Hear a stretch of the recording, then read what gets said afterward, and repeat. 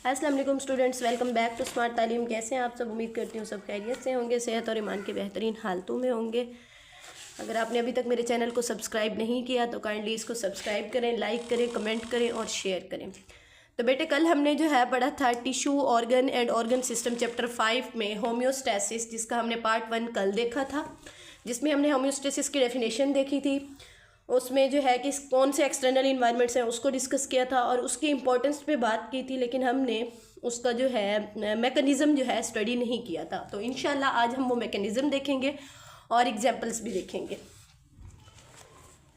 तो बॉडी जो है किस तरह से रेगुलेट करती है, आपने अगर जो न्यू है आप चैनल पे तो आप जो है पिछली वीडियो जो है इस पर देख सकते हैं। इसमें जो है डिस्क्रिप्शन बॉक्स में इसका लिंक मौजूद है।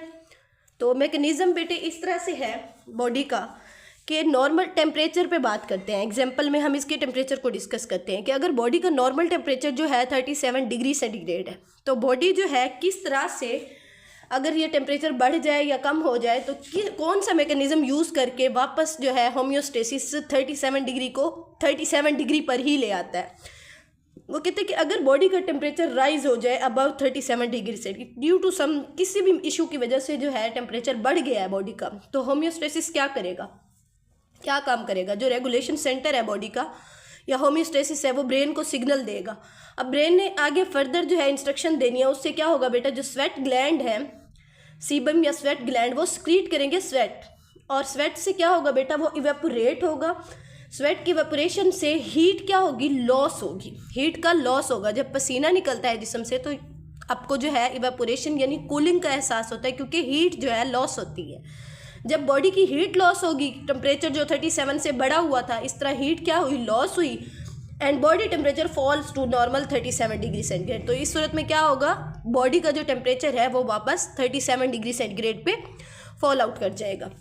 दूसरा केस वो कहते हैं कि बॉडी का टेम्परेचर अगर फॉल हो जाए बिलो 37 डिग्री सेंटीग्रेड, अगर बॉडी का टेम्परेचर 37 डिग्री सेंटीग्रेड से नीचे गिर जाए due to some reason, due to some issues, मैंने वो कल आपको बताए थे, इससे फीवर हो जाता है बंदे को या कोल्ड कफ, इस तरह की जो सिचुएशंस हो जाती हैं, अगर वो कम हुआ है तो क्या करते हैं मसल्स स्टार्ट शिवरिंग। शिवरिंग आपको पता है, जब ठंड बहुत ज़्यादा होती है तो खुद ब खुद हमारे अंदर शिवरिंग यानी कांपना, ये जो मैकेनिज़्म है ये हमारी बॉडी जो है करना शुरू कर देती है। तो muscle start shivering and generate heat. जब शिवरिंग होती है तो शिवरिंग के प्रोसेस में क्या होता है बेटा, हीट जेनरेट होती है, हीट पैदा होती है, और वो हीट जब जेनरेट होगी, क्योंकि हीट हमारी 37 डिग्री सेंटीग्रेड से नीचे चली गई थी, अब बॉडी ने खुद हीट पैदा की है and body temperature rise to normal 37 degree centigrade. Body temperature दोबारा क्या हुआ, दोबारा नॉर्मल होकर 37 डिग्री सेंटीग्रेड पे आ गया। ये सिर्फ सारा कुछ मैंने आपको कल बताया था एक हद तक होता है, ये नहीं है कि जो है आप उस हद को क्रॉस कर जाएं, आप मुसलसल जो है लो टेम्परेचर पे माइनस के टेम्परेचर पे रह रहे हैं और आप चाहते हैं कि आपकी जो है बॉडी का टेम्परेचर क्या हो, मेंटेन रहे, तो ऐसा नहीं हो सकता। तो आपकी जो है नेक्स्ट एग्जांपल बेटे ये है कि अगर हम जो है जूस पीते हैं, ड्रिंक जूस, तो ग्लूकोज का लेवल क्या होता है, बढ़ जाता है बॉडी के अंदर, मतलब जो हमारा नॉर्मल ग्लूकोज लेवल है उससे जो है ग्लूकोज का लेवल बढ़ जाता है। तो हमारा रेगुलेशन सेंटर बेटा क्या करता है, सेंड मैसेज करता है ब्रेन को। ब्रेन किसको मैसेज देता है, पैंक्रियाज को। पैंक्रियाज क्या करता है, एक जो है सेक्रीट करता है एक हार्मोन जिसको हम जो है इंसुलिन कहते हैं। उस इंसुलिन का क्या काम होता है, वो ग्लूकोज के लेवल को ब्लड के अंदर लो कर देता है। जूस पीने की वजह से क्या हुआ है, ग्लूकोज का लेवल बढ़ गया है हमारा। बॉडी के मैकेनिज्म ने, होम्योस्टेसिस ने क्या किया है, ये ब्रेन को सिग्नल गया है, ब्रेन ने पैंक्रियाज को दिया है। पैंक्रियाज बेटे एक जो है ना हमारी बॉडी के अंदर ग्लैंड सिक्रीट करने के लिए होता है, इसमें हम डिटेल में फर्दर पढ़ेंगे।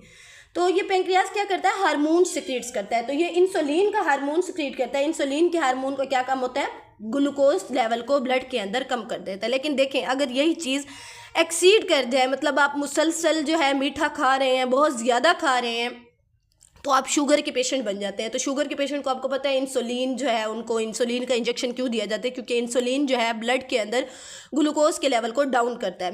मैंने बेटे आपको पहले बताया है होम्योस्टेसिस, कल के लेक्चर में बार बार ये बात बताई है, होम्योस्टेसिस का काम है चीज़ को नॉर्मल रेंज में लेके आना, लेकिन एक हद तक।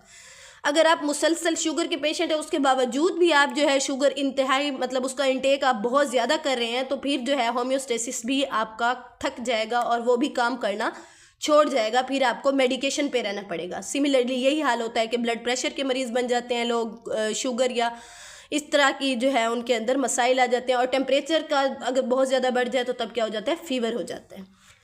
अच्छा, द नेक्स्ट जो है हमारी एग्जांपल थर्ड है कि अगर हार्ड एक्सरसाइज है, मतलब आप जो है एक्सरसाइज जिस तरह से की जाती है, आपने बहुत हार्ड एक्सरसाइज की है, तो मसल को क्या होगा, muscle needs more oxygen. Hard exercise में मसल को आम ऑक्सीजन से ज़्यादा ऑक्सीजन ज़रूरत होती है।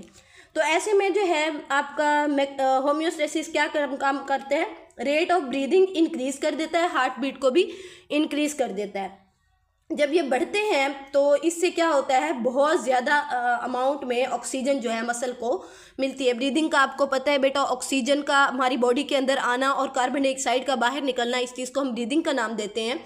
या ये जो रेस्पिरेटरी सिस्टम है आपका, उसके अंदर आप इसमें पढ़ते हैं कि ऑक्सीजन इन होती है, कार्बन आउट होती है। तो जब हम एक्सरसाइज करते हैं तो मसल्स को ऑक्सीजन की कमी होने लगती है, तो इस सूरत में हमारा होम्योस्टेसिस जो है आपकी ब्रीदिंग सिस्टम को इंक्रीज कर देता है। Okay students, this was all about today's topic. If there is any question, there is a below comment section, do ask your question, I will provide your answers in a detailed video or in a next video. If you have not subscribed my channel, please subscribe the channel and press the bell icon so may you get a notification for new video. Okay students, thanks for watching. Stay connected. Thank you and Allah Hafiz.